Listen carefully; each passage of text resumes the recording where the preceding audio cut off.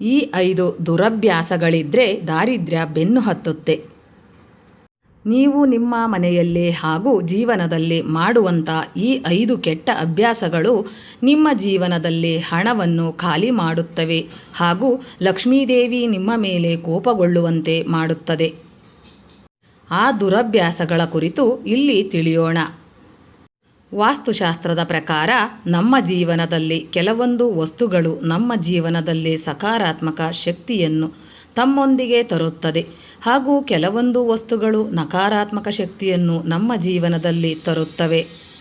ಅದೇ ರೀತಿ ಕೆಲವೊಂದು ಅಭ್ಯಾಸಗಳು ಹಾಗೂ ಕ್ರಿಯೆಗಳು ಕೂಡ ಇದೇ ಕೆಲಸವನ್ನು ಮಾಡುತ್ತವೆ.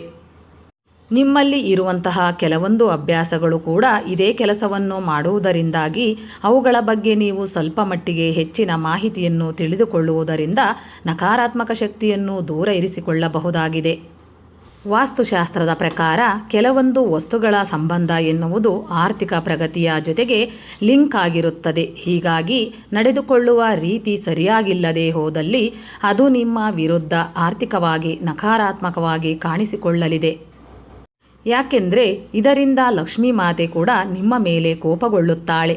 ಹಾಗಿದ್ರೆ ಬನ್ನಿ ಅವುಗಳ ಬಗ್ಗೆ ಸಂಪೂರ್ಣ ಮಾಹಿತಿಯನ್ನು ಒಂದೊಂದಾಗಿಯೇ ತಿಳಿದುಕೊಳ್ಳೋಣ. ಅಡುಗೆ ಮನೆಯಲ್ಲಿ ಇರುವಂತಹ ಎಂಜಲಾಗಿರುವ ಪಾತ್ರೆಗಳು.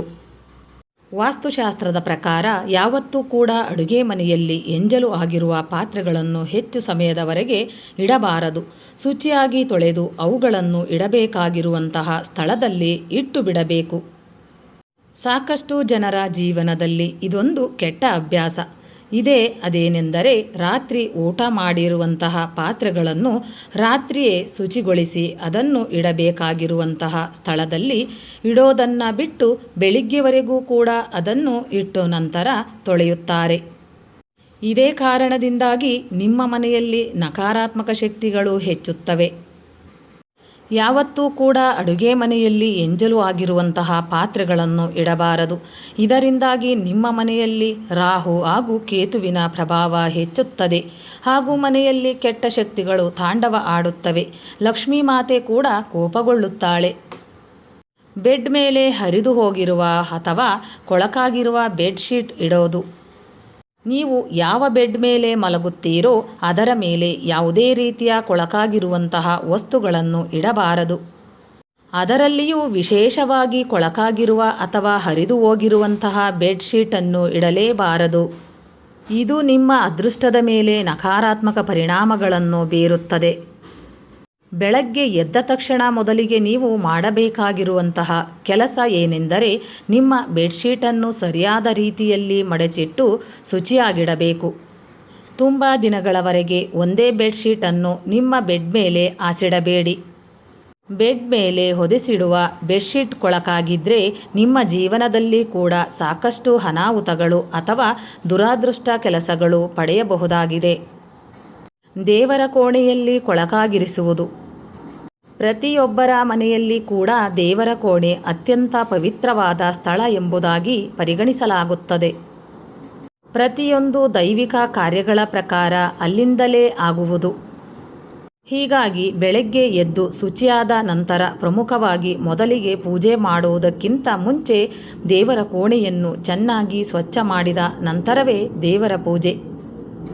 ಪ್ರತಿದಿನ ಪೂಜೆ ಮಾಡಬೇಕು. ಒಂದು ವೇಳೆ ನಿಮ್ಮಿಂದ ಪ್ರತಿದಿನದ ಪೂಜೆ ಸಾಧ್ಯವಾಗಿಲ್ಲ ಎಂದಾದಲ್ಲಿ ಕನಿಷ್ಠ ಪಕ್ಷ ದೇವರ ಕೋಣೆಯಲ್ಲಿ ಯಾವುದೇ ರೀತಿ ಧೂಳು ಅಥವಾ ಮಣ್ಣು ಇಲ್ಲದಂತೆ ಸ್ವಚ್ಛವಾಗಿ ನೋಡಿಕೊಳ್ಳಬೇಕು. ಇದರಿಂದಾಗಿ ಮನೆಯಲ್ಲಿ ನಕಾರಾತ್ಮಕ ಶಕ್ತಿಗಳು ಹೆಚ್ಚಾಗಬಹುದು ಹಾಗೂ ಮನೆಯವರ ಮನಸ್ಥಿತಿಯಲ್ಲಿ ಕೂಡ ಸಾಕಷ್ಟು ತಳಮಳಗಳು ಉಂಟಾಗುವಂತಹ ಸಾಧ್ಯತೆ ಇರುತ್ತದೆ. ಚಪ್ಪಲಿಗಳನ್ನು ಎಲ್ಲೆಂದರಲ್ಲಿ ಎಸೆಯುವುದು. ಸಾಕಷ್ಟು ಜನರಿಗೆ ಹೊರಗಡೆಯಿಂದ ಮನೆಗೆ ಬಂದ ನಂತರ ಚಪ್ಪಲಿಯನ್ನು ಬೇರೆ ಬೇರೆ ಕಡೆಯಲ್ಲಿ ಎಸೆದು ಬಿಡುತ್ತಾರೆ. ಈ ಕೆಟ್ಟ ಅಭ್ಯಾಸದಿಂದ ನಿಮ್ಮ ಜೀವನದಲ್ಲಿ ನಕಾರಾತ್ಮಕ ಶಕ್ತಿಗಳು ಹಾಗೂ ನಕಾರಾತ್ಮಕ ಪರಿಣಾಮಗಳು ಹೆಚ್ಚಾಗುತ್ತದೆ. ಇನ್ನು ಯಾವತ್ತೂ ಕೂಡ ಮನೆಯ ಮುಂದೆ ಚಪ್ಪಲಿಯನ್ನು ಇಡುವ ಸಂದರ್ಭದಲ್ಲಿ ಮುಖ್ಯ ದ್ವಾರಕ್ಕೆ ತಾಗುವ ರೀತಿಯಲ್ಲಿ ಚಪ್ಪಲಿಯನ್ನು ಯಾವುದೇ ಕಾರಣಕ್ಕೂ ಇಡಬಾರದು. ಯಾಕೆಂದರೆ ಮುಖ್ಯ ದ್ವಾರದಿಂದಲೇ ಮನೆಗೆ ಲಕ್ಷ್ಮೀ ಕಾಲಿಡುವ ಕಾರಣದಿಂದಾಗಿ ಈ ರೀತಿಯ ತಪ್ಪು ಕೆಲಸಗಳು ಆಕೆಗೆ ಕೋಪವನ್ನು ತರಿಸಬಹುದಾಗಿದೆ. ಇದೇ ಕಾರಣಕ್ಕಾಗಿಯೇ ಪಾದರಕ್ಷೆಗಳನ್ನು ಇಡೋದಕ್ಕೆ ಅಂತಾನೆ ಬೇರೆ ಸ್ಥಳವನ್ನು ಪ್ರತ್ಯೇಕವಾಗಿ ಇರಿಸಬೇಕು. ಇದರಿಂದಾಗಿ ಚಪ್ಪಲಿಗಳನ್ನು ಶಿಸ್ತಿನಿಂದ ಇಡಬಹುದು. ಊಟ ಮಾಡಿದ ನಂತರ ತಟ್ಟೆಯಲ್ಲಿ ಕೈ ತೊಳೆಯಬಾರದು. ನಮ್ಮಲ್ಲಿ ಸಾಕಷ್ಟು ಜನರಿಗೆ ಊಟ ಮಾಡಿದ ನಂತರ ತಟ್ಟೆಯಲ್ಲಿಯೇ ಕೈ ತೊಳೆಯುವಂತಹ ಅಭ್ಯಾಸ ಇರುತ್ತದೆ. ಊಟ ಮಾಡಿದ ಕೂಡಲೇ ನಿಮ್ಮ ತಟ್ಟೆಯನ್ನು ತೆಗೆದುಕೊಂಡು ಕಿಚನ್ನಲ್ಲಿ ಇಡಿ ಹಾಗೂ ಕೂಡಲೇ ಅಲ್ಲಿ ಕೈ ತೊಳೆದುಕೊಳ್ಳಿ. ಒಂದು ವೇಳೆ ನೀವು ಊಟ ಮಾಡಿದ ಕೂಡಲೇ ಅಲ್ಲಿ ತಟ್ಟೆಯಲ್ಲಿ ಕೈ ತೊಳೆದುಕೊಳ್ಳುವ ಮೂಲಕ ನಿಮ್ಮ ಆರ್ಥಿಕ ಶಕ್ತಿಯನ್ನು ಕುಂಠಿತಗೊಳಿಸುವಂತಹ ಕೆಲಸವನ್ನು ನಿಮ್ಮ ಕೈಯಾರೆ ನೀವು ಮಾಡುತ್ತೀರಿ. ಇದರಿಂದಾಗಿ ನಿಮ್ಮ ಆರೋಗ್ಯ ಸಮಸ್ಯೆ ಕಂಡುಬರುವಂತಹ ಸಾಧ್ಯತೆ ಕೂಡ ಇರುತ್ತದೆ. ಮಾತ್ರವಲ್ಲದೆ ಜೀವನದಲ್ಲಿ ಪ್ರಗತಿ ಕೂಡ ನಿಧಾನಗತಿಯನ್ನು ಪಡೆದುಕೊಳ್ಳುತ್ತದೆ.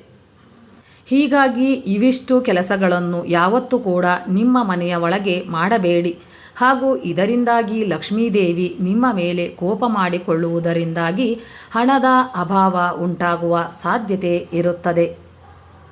ಸ್ನೇಹಿತರೆ, ಈ ಮಾಹಿತಿ ನಿಮಗೆ ಇಷ್ಟವಾಗಿದ್ದಲ್ಲಿ ದಯವಿಟ್ಟು ಒಂದು ಲೈಕ್ ಮಾಡಿ, ಶೇರ್ ಮಾಡಿ, ಚಾನಲ್ಗೆ ಸಬ್ಸ್ಕ್ರೈಬ್ ಮಾಡಿ.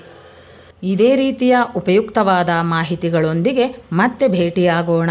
ಧನ್ಯವಾದಗಳು.